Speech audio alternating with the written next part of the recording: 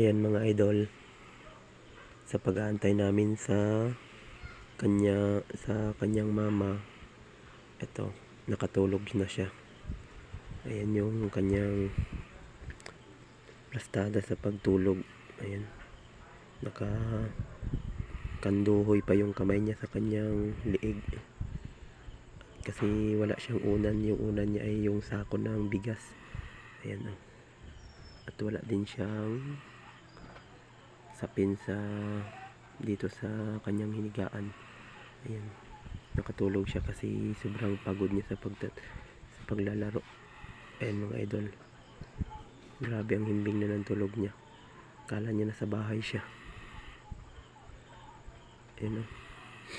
Ayan, humihilik pa niyan. Ayan, humihilik pa. Sobrang higpit na ng tulog. Ang himbing talaga o. Mamaya pa kami uuwi, mga alas 10 ng gabi, doon sa aming bahay. Ayan, sobrang himbing na ng tulog niya. Wala pang sapin yung kanyang tinutulugan. Nandito kasi kami sa kubo, dito malapit sa sambahan. Kaya dito namin inantay pumunta yung mama niya sa Ojongan, kasi may gawain doon sa Ojongan. Ayan po, nakatulog na siya, nakaantay.